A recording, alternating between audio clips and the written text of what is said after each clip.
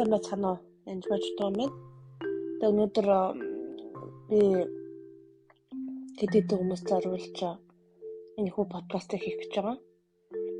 Сэтгэл готрол түүний ард яаж гарах вэ? Яаж хөөх вэ?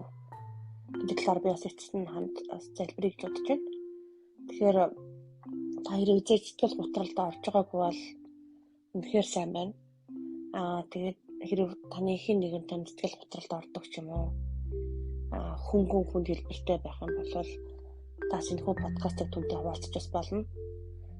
Тэгээд бас тэдгээр хүмүүсийг ойлгоход хичээгээрэй. Зарим хүмүүс ямар ч одоо нэг юм зүйл хийгээл гэртээ ороод ямар ч хүчгүй болдог ч юм уу те. Эсвэл юу ч хийхийг хүсэхгүй болох. Зүгээр л одоо олон цаг кино үзэх ч юм уу, эсвэл их идэх ч юм уу, эсвэл бүр ерөөсөө хоол идэхээ болчих ч юм уу. Хүмүүсээс аль болох хол байх гэж одоо нийгэмтэй одоо хүмүүстэй ойр байхгүй байхыг хичээх ч юм уу, ганцаараа өрөөндөө байх ч юм уу, эсвэл одоо ааш цаана одоо хит өөрчлөгдөх, хит одоо цорхрон уйлах ч юм уу, эсвэл бүр ганцаардах янз янзын мэдрэмжүүд хүмүүнээс хамаарат авдаг байгаа. Тэгэхээр depression гэдэг бол мэдээж өвчин, сэтгэл готрол гэсэн өвчин байна. Тэгээд энэ нь голцоо ер нь янз бүрийн одоо сэтгэл готролд оруулахаар хүнд амьдралтанд тохиолдсон одоо тийм саллалт, хагцал, өвгөлж гэх юм уу. Тэрний дараа эсвэл ажлаа алдах, зодон зохион хүчирхийллийн дараа ч юм уу болох тохиолдол байдаг. Эсвэл зүгээр л одоо амьдрал тохиолдож байгаа нэг юмас удмын бас байх багталтаа бас байдаг байгаа. Тэгэхээр ер нь сэтгцийн өвчин, ялангуяа шизофреник өвчин бол удам шах магталт маш өндөр байдаг. Харин сэтгэл готрол бол ингээд үе үнийг сэтгэл готролд ороод үзсэн хүмүүс бол дахин тэр одоо хандлагдах боломж бас байдаг байгаа. Тэгээ тэр үед нөгөө хүн бол энэ хүмүүд хөдлөөл явчаасаа энэ одоо өөрөө л баг ингэж бодохоор хажуудлаас нь хэрэг хөндлөнгийн харах юм бол тийм биш. Үнэхээр одоо сүнсний нүдээр харах юм бол ингээд дээр нь маш хүнд харанхуй сүнс ингээд дагамдалцдаг учраас тэр хүн юу ч хийж чадахгүй, юу ч хийсэн энерги байхгүй ч юм уу тийм байдалтай байдаг байгаа. Тэгэхээр хүнд хэлбэрийн депрешн байна, хөнгөн бас байж болно. Тэгээд энэ үед бас зарим хүмүүс бол бас дуу хоолой сонсох тохиолдлууд бас байдаг. Чи одоо ямар ч хэрэггүй ингэж яхаар өгчээч ч гэдэг юм уу те. Одоо ер нь л одоо амиа орлохоор ихтэй хинт ч хэрэггүй штэ ч гэдэг юм уу. Ямар ч үн цэнэгүй штэ гэх юм уу. Доош нь нэгдсэн тийм дуу хоолой зарим хүмүүс сонсдог. Зарим хүмүүс бол ямар ч дуу хоолой сонсохгүй зүгээр л одоо ер нь бол зомби шиг болчдөг гэж хэлж болно. Тэгэхээр хэрүү та дуу хоолой сонсож байгаа бол тэр дуу хоолойн дээр анхаарлаа төвлөрөх гэж битгий хичээгээрэй.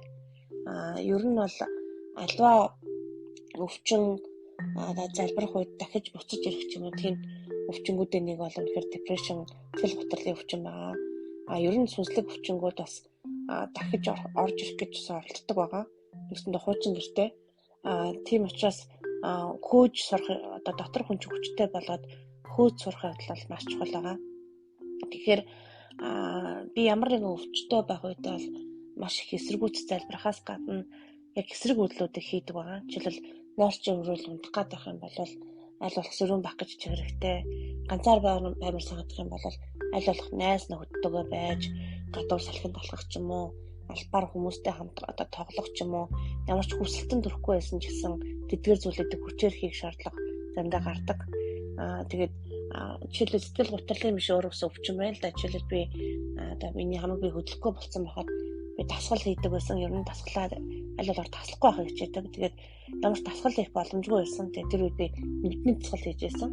Миний зөвхөн нүдэл хөдөлж байсан. Тэр үед бас нүдний дасгал хийж байсан. Тэгэхээр аль болох девлиг эсэргүүцдэг тэр чамаас нисэн одно гэдэг үг маань ганцхан залбирч одоо девлч зайл надаас гэж залбирахаас гадна амьдралын хэв маягт одоо тэр чамайг дамжуулж байгаа эсрэг зүйлийг хийж эхлэх хэрэгтэй байгаа.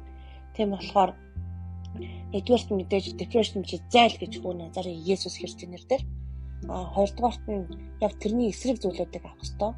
Аль болох хавтаа нэг хүн ч юм уу дотныхоо хүнтэй байх, аль болох өөртөө таалагдсан гоё хувцсуудыг өмсөх, усанд орох, гадуур бас ингээд хамт байх, аль болох хүнтэй байх хэрэгтэй. Ялангуяа амиа орлох ч юм уу тийм юм орж ирэх юм бол ерөөсөө хүнтэй хайртай хүмүүстэйгээ чамаа хүндэлдэг, хайрладаг, ойлгодог хүмүүстэйгээ хамт байх хэвээр, хамт залбирах хэвээр, хамт ярилцах хэвээр. Ялангуяа эмэгтэй хүмүүс бол эрэгтэй хүмүүс ч гэсэн бас заавал ярих хэвээр. Яг бол эрэгтэй хүмүүс ярихгүйгээс болоод эрэгтэй хүний амиа орлох оролдох нь эмэгтэй хүнийхээс 4 дахин өндөр байдаг, ялангуяа монголчуудын хувьд. Тийм учраас энэ сүнстэй үнэхээр тэмцэлдэж сурах явдал маш чухал байгаа. Тэгээд энэ бол сүнслэг зүйл. Ер нь бол сүүлийн үед бол би залбираад маш хамархан хөөдөг болчиход байгаа. Урд нь бол нэг тийм сайн хөөждөг байсан. Ягаад бол хэцүү тийм сүнсүүдийн нэг л дээ. Тийм учраас та одоо хэрэг тулалдаж байгаа итгэцийн янз бүрийн дээр сэтгэл готолтой тулалдаж байгаа бол Библи уншихаас гадна одоо амьсгалын дасгалууд хийх хэрэгтэй. Сайн өдөрт одоо 20 минут алхах хэрэгтэй, дасгалууд хийх хэрэгтэй. Өөрийнхөө одоо биеийн чинь бас анхаарах хэрэгтэй. Хоолндоо ч гэсэн ногоо болон бусад зүйлүүдийг хэрэглэх хэрэгтэй. Тэгэхээр аль болох махан бие сэтгэл санаа дээр бас анхаарах хэрэгтэй. Зөвхөн сүнслэг зүйлээс гадна. Тэгээ биеэ тэмцэлдэх хэрэгтэй. Би бол тэр нойр хүрээ тундах гэдэг бол би унтахгүй гэж аль болох тий өөр хиймэргүй байвал би бүр албаар гэрээж гисэн цэвэрлэх, хүмүүстэй хамт байх, яг эсрэг үйлдэлүүдийг бас хийдэг байгаа. Тэгээд өчнөө дасгал хиймэргүй санагдсан ч албаар дасгал хийдэг. Тэгээд хүчилж эсрэгүүцэж хийх явдал бол үнэхээр бас заримдаа хэрэг болдог байгаа.